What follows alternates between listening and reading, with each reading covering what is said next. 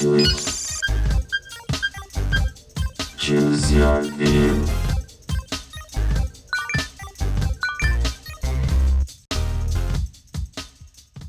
Olá pessoal, tudo bem? Meu nome é Bruno Cavalcante, eu sou aqui do time de segurança de informação do URB. A gente vai gravar aqui alguns temas, né, para a nossa Semana Tech e Dados. E hoje eu vou falar para vocês sobre senhas e melhores práticas, né? A gente sabe que falar de senha é um pouco chato, não é mesmo? Quem que fica confortável quando fala, tem que fazer uma senha para isso, tem que fazer uma senha para aquilo?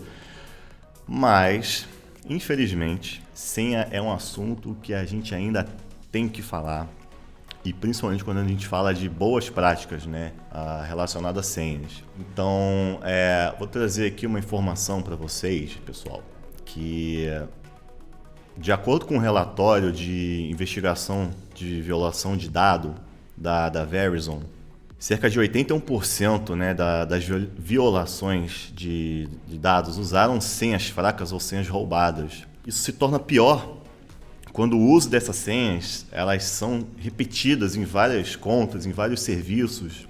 E o que acontece?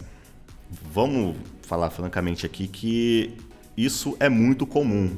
Muitas pessoas admitem, de fato, que repetem as senhas em vários serviços na internet, seja nas aplicações, repetem senhas em e-mail, Facebook, Instagram, enfim, isso é muito comum. A gente até tenta deixar uma dica aqui, uma recomendação, preferencialmente, não torne esse hábito um hábito padrão.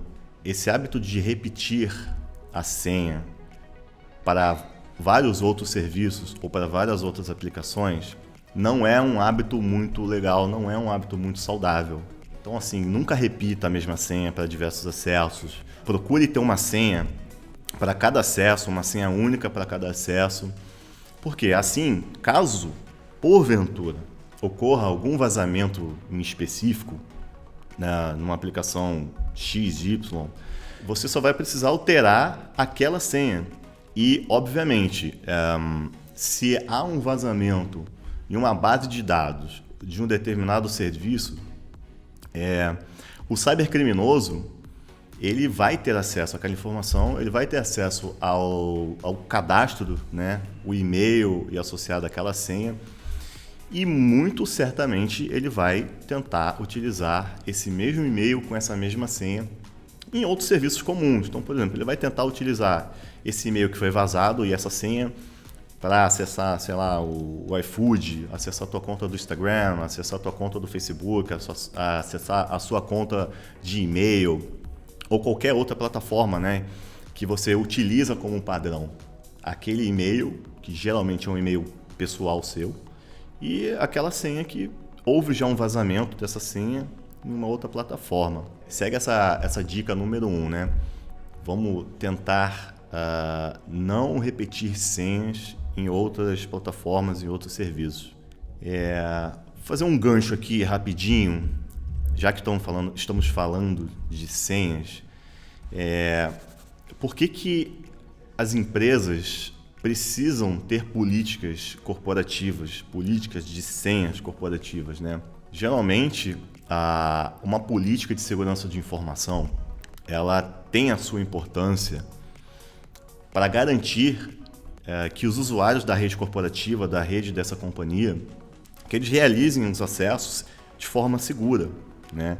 Então, eles precisam realizar o acesso seguro aos dados da empresa, aos sistemas, e isso serve também para assegurar critérios mínimos, né? A gente tem que garantir critérios mínimos de segurança durante o acesso dos colaboradores, dos clientes, nos nossos sistemas.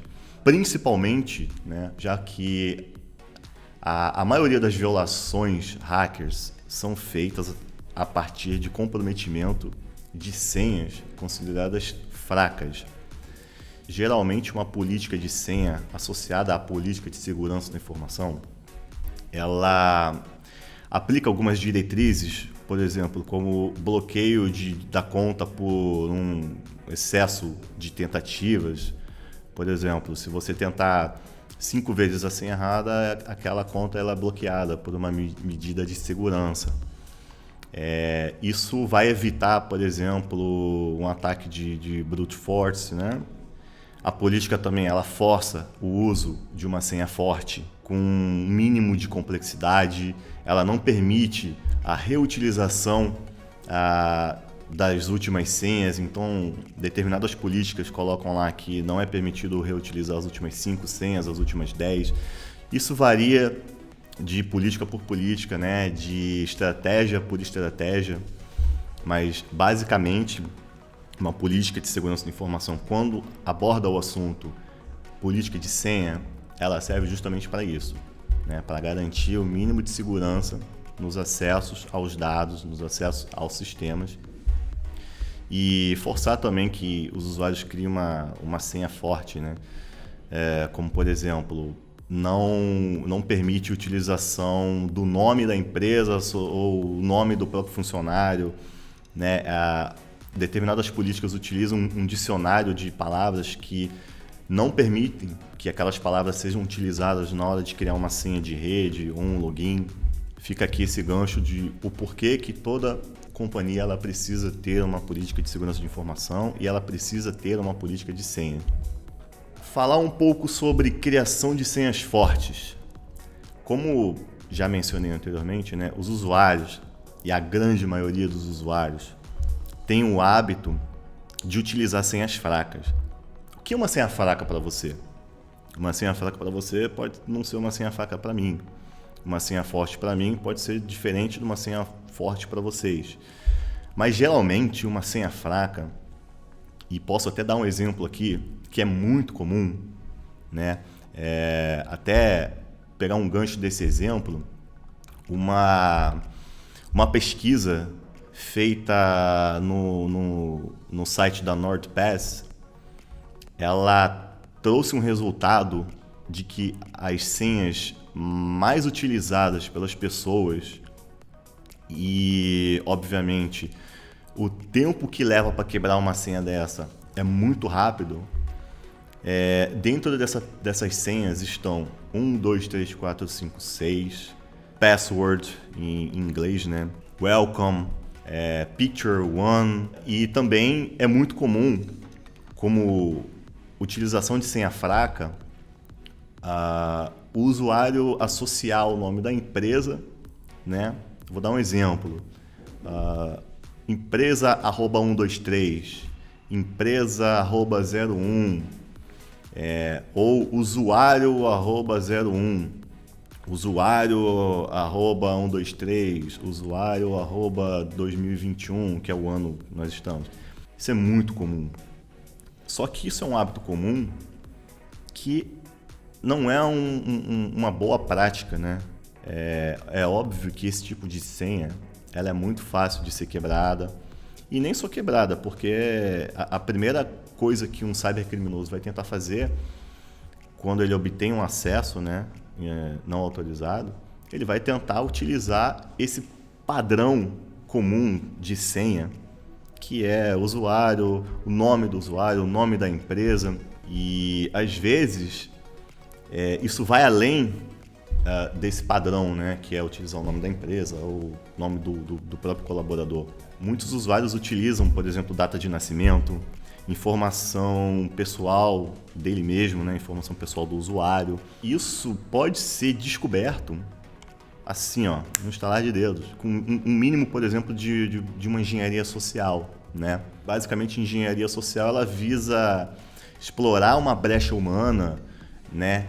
Muitas das vezes utilizando um senso de urgência, por exemplo, enviando um e-mail em massa para toda empresa, né, como uma técnica de ataque como conhecida como phishing, utilizando muito esse senso de urgência.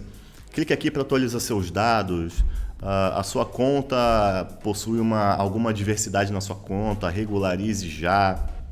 Então, geralmente, a técnica de engenharia social, ela explora essa brecha humana, ela usa esse senso de urgência. Por quê?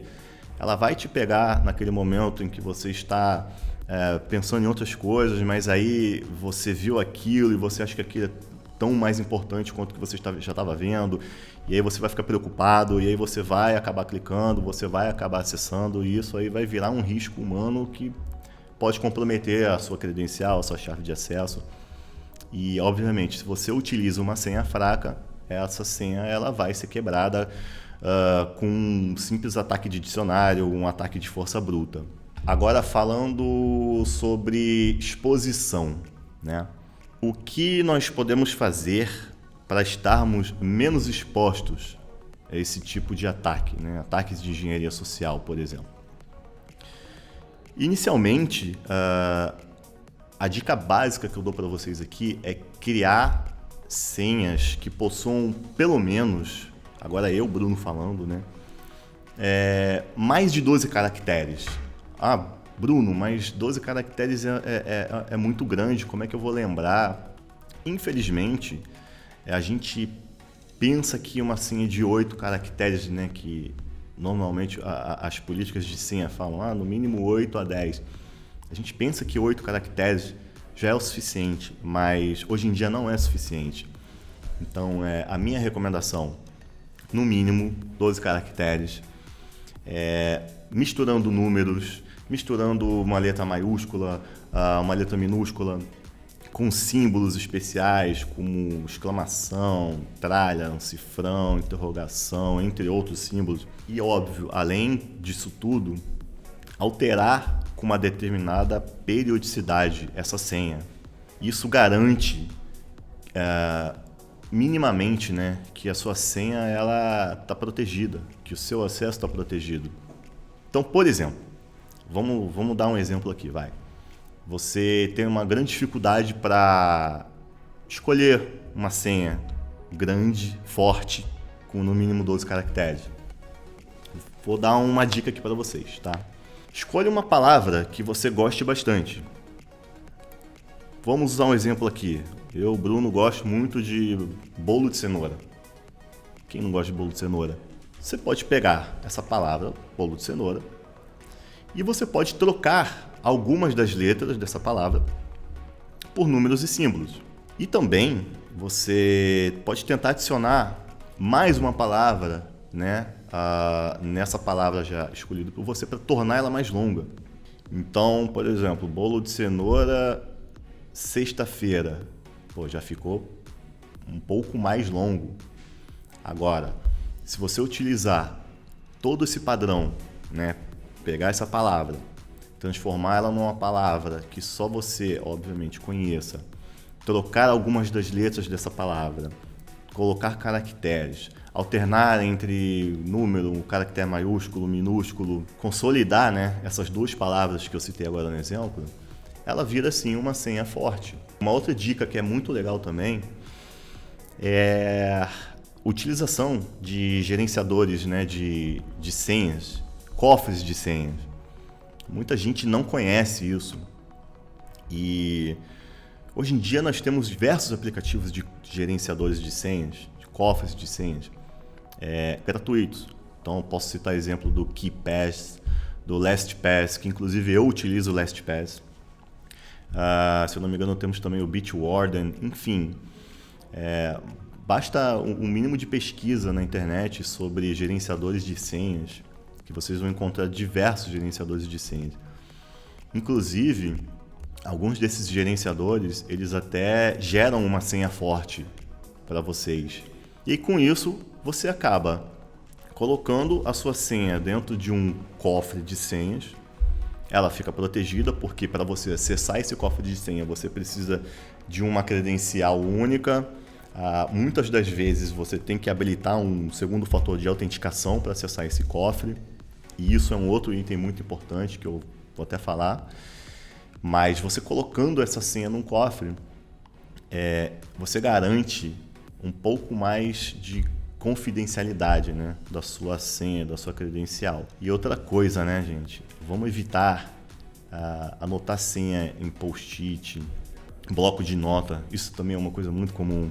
E alguns testes de intrusão feitos em outras ocasiões já pegou arquivos de bloco de nota com senha salvo na rede, Isso aí, para um atacante, é um prato cheio. A depender, né, de qual chave de acesso está salva naquele arquivo, isso acaba comprometendo toda a segurança da companhia, compromete até a operação de uma determinada área, porque se há o comprometimento dessa credencial, isso obviamente acarreta num acesso não autorizado.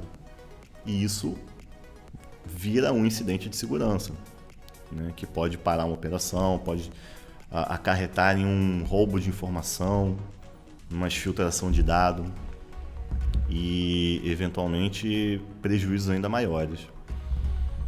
E é bem legal também um site que chama How Secure is My Password? Tá na dúvida se a sua senha é uma senha forte? Ou tá na dúvida se a sua senha atual é uma senha forte? Quanto tempo um criminoso consegue quebrá-la? Acesse esse site, você vai colocar lá o seu padrão de senha, ele não registra em nenhum banco de dados essa senha e ele vai te mostrar em quanto tempo a sua senha pode ser quebrada por um computador, né, por bots, por um script. E então, assim, é um sitezinho bem legal, tá? Eu vou falar novamente aqui, é How Secure is My Password? Se eu não me engano, agora ele está dentro do site security.org. Mas, basicamente, se você procurar na internet, você vai achar muito fácil isso. Então, é legal, assim, você tenta definir um padrão de senha, fala, deixa eu ver se essa senha é forte. Ele vai te dizer lá em quantos minutos, quantas horas, quantos anos, quantos séculos essa senha ela pode ser quebrada.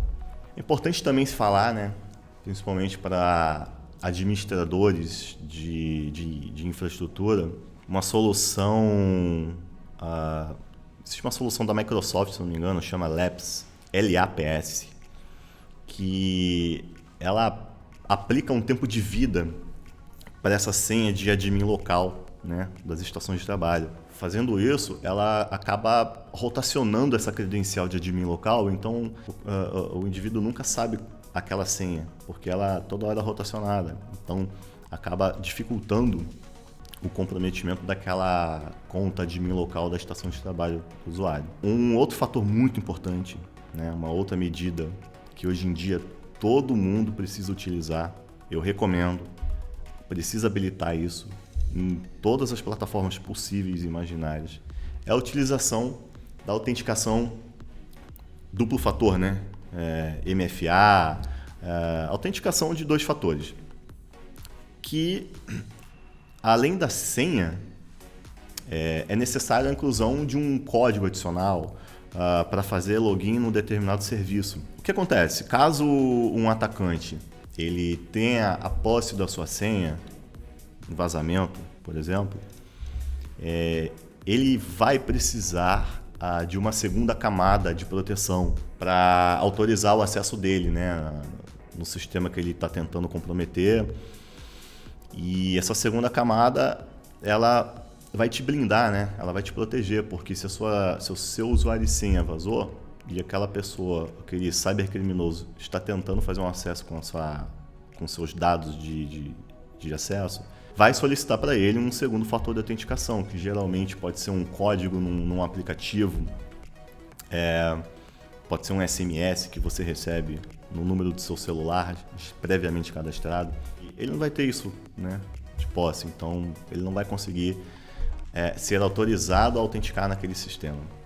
Alguns aplicativos como o WhatsApp, o Instagram, LinkedIn, Dropbox, Gmail, PayPal, Mercado Livre, Mercado Pago, Twitter, Hotmail, enfim, vários desses aplicativos já oferecem essa opção nativa. É só a gente ir lá na configuração de segurança e habilitar o uso do MFA, que é o Multi-Factor Authentication, ou 2FA.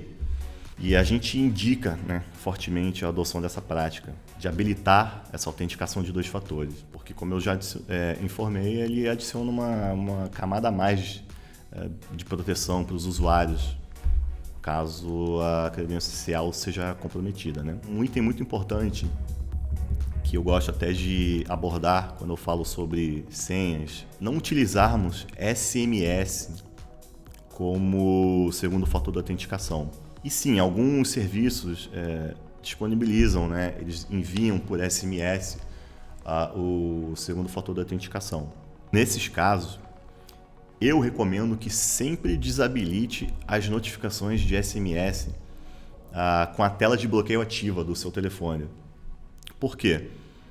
Se um indivíduo roubar o seu telefone, por exemplo, e tentar acessar uma conta sua, quando uma mensagem com um token ou com um segundo fator de autenticação é enviado por SMS desse aparelho, a mensagem ela aparece ali na tela de bloqueio, ou seja, com o aparelho bloqueado, acabou. Ele conseguiu comprometer a sua senha e conseguiu ver o código do duplo fator de autenticação através daquela mensagem SMS que ele conseguiu ver com o celular bloqueado. Então eu recomendo bastante, pessoal, que desabilitem, né, a mensagem de SMS, de notificação de SMS com a tela de bloqueio ativa. Só vai funcionar se você tiver com o telefone desbloqueado. Fala aqui também alguns pontos importantes quando a gente fala, né, de controles, principalmente relacionado a uma política de senha. Utilizar um catálogo de senhas comuns não permitidos, bloquear alguns termos básicos de chaves e credenciais de acesso, podem ser utilizados como senha fraca, como eu já citei anteriormente, né? Nome da empresa, o próprio nome. Isso aí é fundamental ter numa política, né, de senha. Nós utilizamos muito o celular, né? A nossa vida está no celular, as nossas mídias sociais, carteiras digitais, acesso a banco, tudo está no nosso celular. Então, aplicar a prática de bloqueio da tela do celular, e tem gente que não bloqueia, que tem gente que bloqueia, mas não existe um padrão de senha para desbloquear. Eu mesmo já vi telefone que foi só apertar ali para desbloquear e a tela abriu. Então vamos tentar utilizar essa dica, né? Definir um padrão para desbloquear a tela do celular e, novamente, tentar diminuir ao máximo as notificações na tela de bloqueio. Os aparelhos hoje em dia, Apple, Android, na configuração de notificação dá para você tirar isso. Então, essa dica serve assim, cara. Quanto mais a gente dificultar o trabalho do cybercriminoso, quanto mais imputarmos barreiras, né?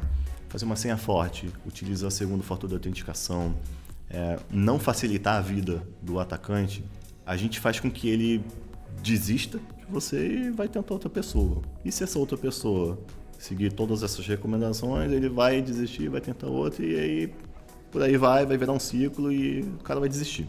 Dando continuidade à nossa Semana Tech e Dados, hoje eu vou trazer um assunto para vocês sobre ransomware. O que é isso, né? Com o início da pandemia, principalmente com o início da pandemia, diversos segmentos tiveram que enfrentar novos desafios, né, nesse ambiente digital, e com isso tivemos que migrar drasticamente para um meio totalmente digital. Houve um contingenciamento de escritório, de pessoas, de empresas para um modelo praticamente 100% digital, utilizando acessos remotos, algumas pessoas utilizando inclusive recursos próprios. Enfim, essa demanda acabou proporcionando alguns riscos para algumas companhias. Esse ano 2021 está sendo o ano do ransomware, né? Não é à toa que praticamente todo mês tem um caso de uma empresa diferente sendo atacada por ransomware. E inúmeras empresas estão se deparando com esse tipo de ataque. E esse tipo de ataque vem aumentando de forma massiva. Nós já tivemos o ano do ransomware lá atrás, agora não vou me recordar o ano, tá? Foi o ano do WannaCry. E agora a gente está aí frente a uma nova massa de ataques de ransomware. que é um ransomware? Nada mais é do que um malware, né? Um código malicioso que tem como principal objetivo bloquear, criptografar os dados do computador, do recurso computacional, de um servidor, de uma estação de trabalho, de um laptop, de um desktop. E ele acaba criptografando esses dados e com essa criptografia ele vai exigir um pagamento, um resgate, que para mim isso nada mais é do que um crime de extorsão, né? Para liberar a chave para decriptografar aqueles dados que foram comprometidos, né? Que foram sequestrados. Inclusive, né, esse pagamento de resgate, você não tem garantia de que aquela chave vai decriptografar totalmente os dados que foram criptografados naquela unidade. E então, assim, né, citando os últimos ataques assim, que tiveram notoriedade na mídia, posso lembrar aqui do STJ, do grupo Fleury. Recentemente tivemos o ataque da Renner, né, que parou toda a operação, fechou loja, praticamente fecharam as portas literalmente, porque os sistemas de vendas ficaram impactados, tiveram que tirar tudo do ar, fecharam todas as lojas. Tivemos também ataques ao Tesouro Nacional, a Accenture, né, uma Big Four, teve o ataque de ransomware esse ano. A SolarWinds, que é uma empresa que vende, né, softwares de rede, de infraestrutura, de monitoramento, de segurança. A T-Mobile também, o Serasa Experian. E nos Estados Unidos teve também uma empresa que assim, teve uma grande notoriedade pelo ataque, né?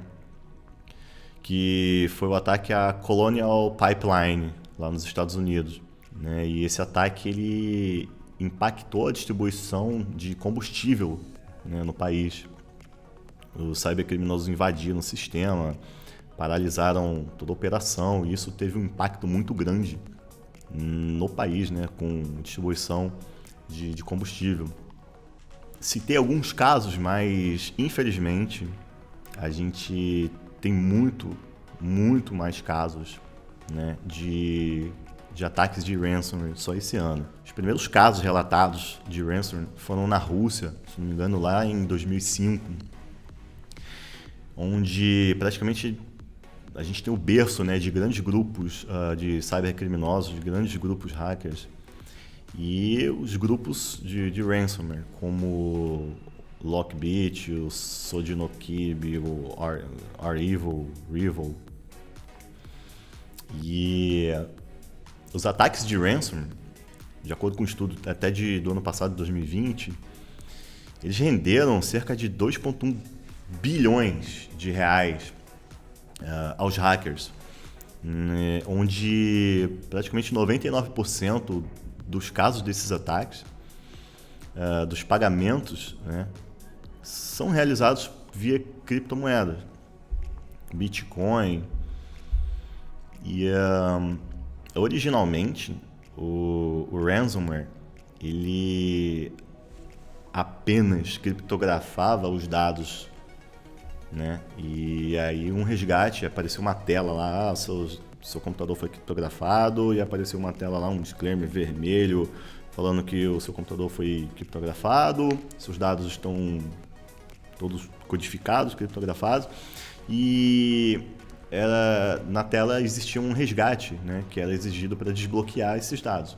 E os atacantes, eles então acabaram adicionando uma segunda fase, uma segunda onda, né, desse tipo de ataque, que eles roubavam informações valiosas antes mesmo da criptografia daqueles dados, eles filtravam esses dados antes deles serem criptografados e ameaçava tornar público esse dado, né, que era filtrado, caso o resgate não fosse pago. Isso ainda é um assunto muito polêmico. Se não me engano, é até crime você pagar um resgate de ransomware. Alguns países tratam isso como uma atividade criminosa, o pagamento do resgate. Eu particularmente falando, né, é muito difícil falar, cara, Pagam o resgate? Não pagam?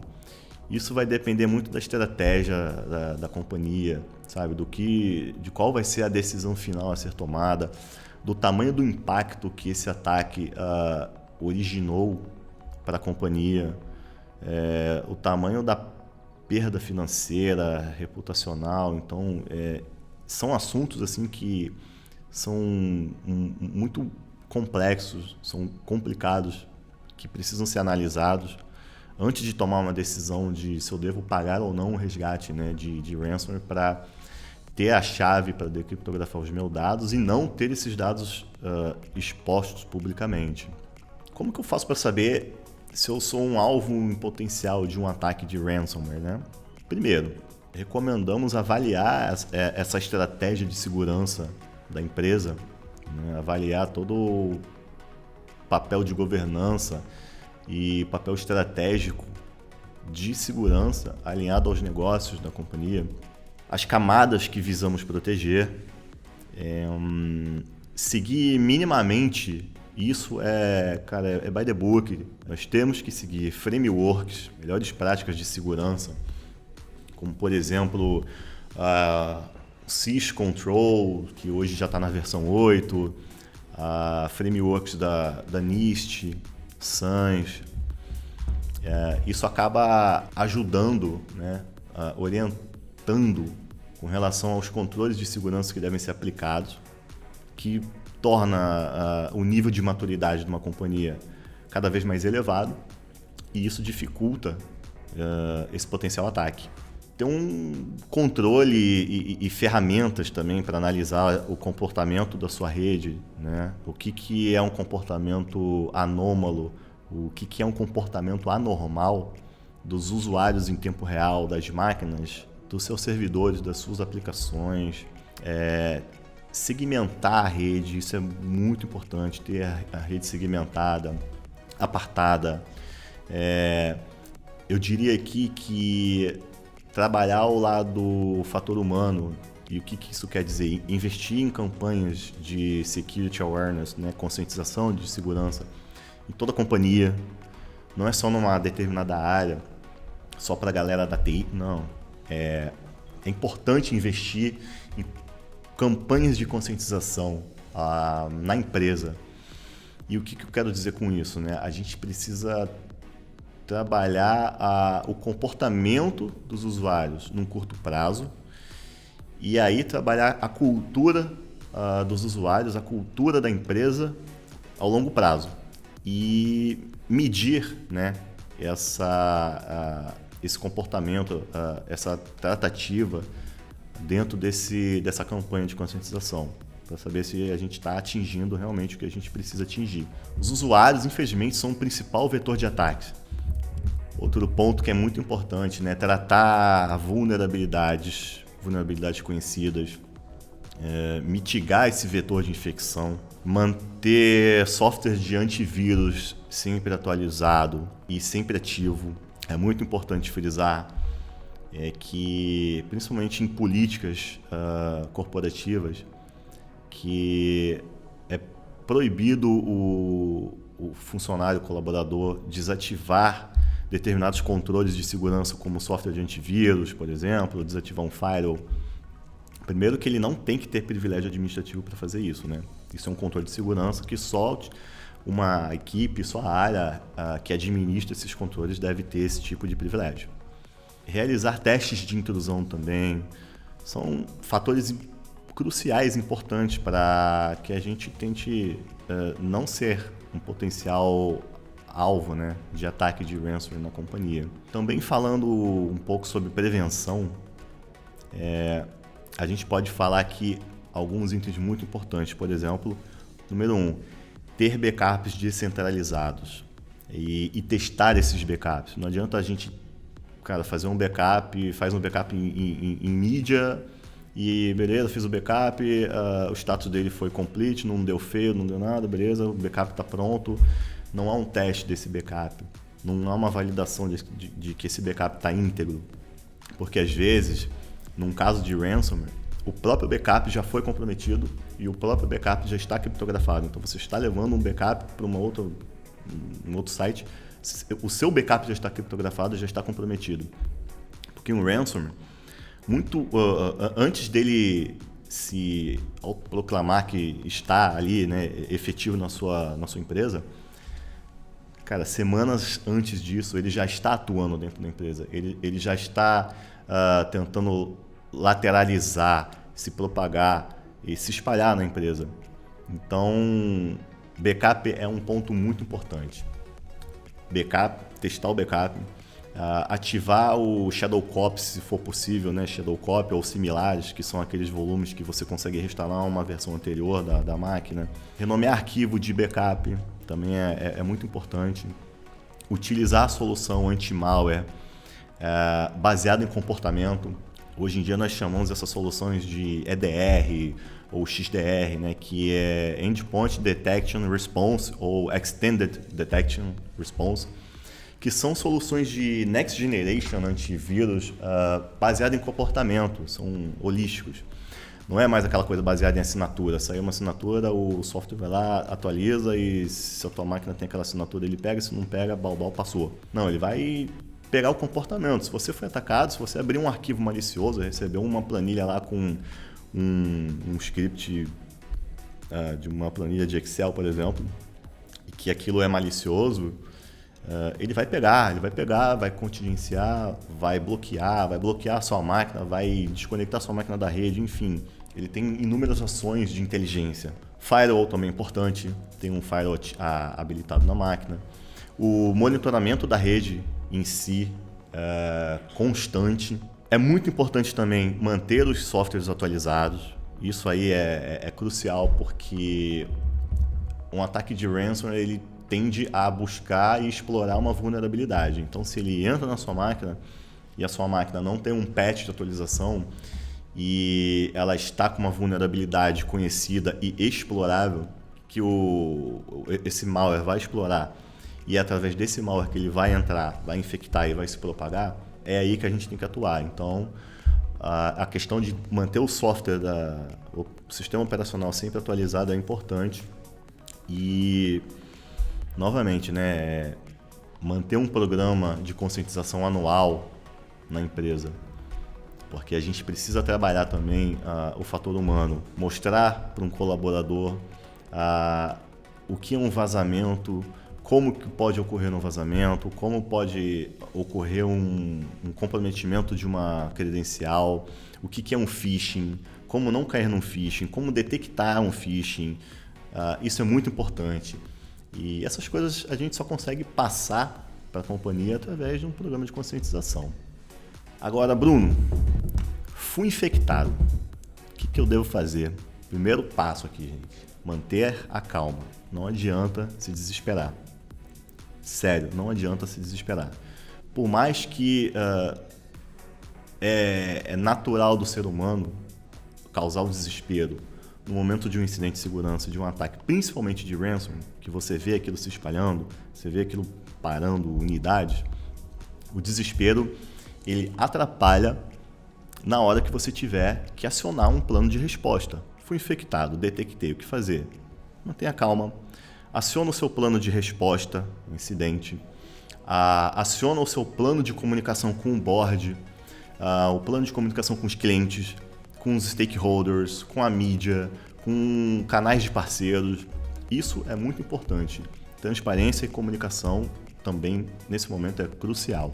Apurar a autoria do ataque, né? É importante a gente ter ferramentas e ter uma equipe que consiga apurar a autoria desse ataque, analisar a cadeia e o vetor desse ataque, identificar a origem do ataque, para onde que aquela criptomoeda, né, foi direcionada, e com isso existem algumas ferramentas aí online que a gente consegue analisar a carteira e ver para onde que aquele pagamento foi direcionado.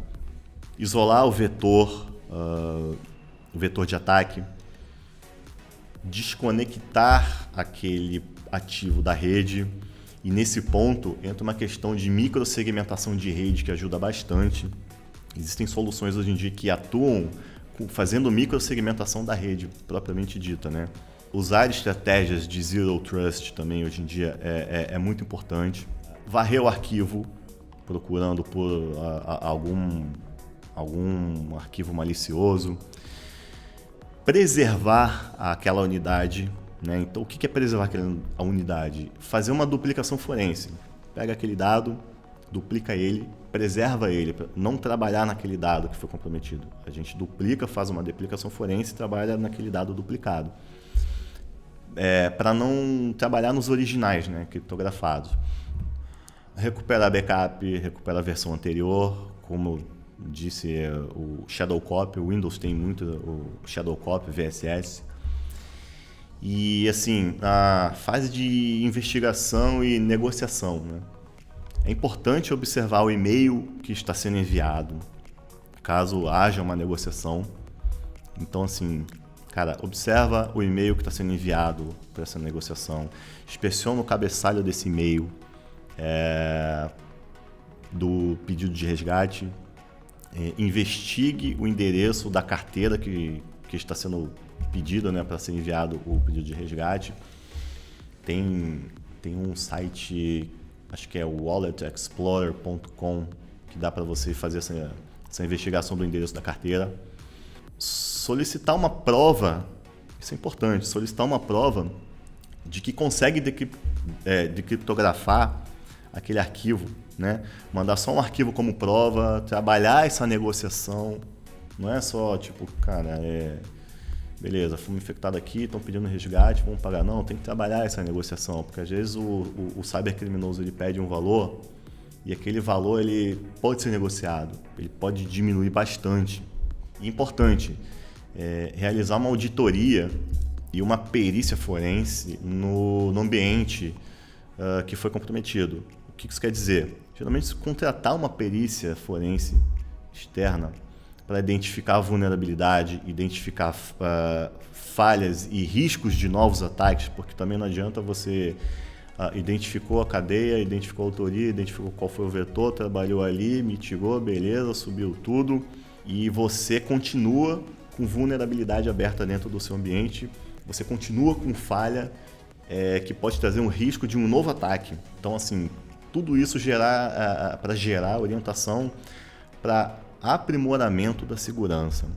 Queria passar alguns insights também, assim, já só para terminar, né? Saiu uma matéria, acho que de setembro desse ano, da CIO, que em 2021 o ransomware ele saltou 92% no Brasil e ele gera 20 bilhões de dólares em prejuízo no mundo. Uma outra matéria da Tecmundo, também desse ano, de setembro, diz que o Brasil está entre os 10 países mais atingidos por ransomware. Né? Saiu também uma matéria no canal do Tecnoblog, que a JBS, que também teve um comprometimento, a JBS pagou 11 milhões a hackers, a cybercriminosos, para evitar o vazamento em ataque. Né? Então, assim, gente, é um assunto complicado. Infelizmente, todos nós estamos possíveis de sofrer um ataque. Só nos resta trabalhar para minimizar as chances desse ataque ocorrer. É isso aí. Eu espero que o conteúdo tenha sido bastante informativo, esclarecedor, obviamente, e que possa ajudar todo mundo aí na questão de mitigar, né? Não sermos um possível alvo para um ataque de ransomware dentro da nossa companhia. Tá bom, galera? É isso aí e a gente se vê numa próxima. Um abraço.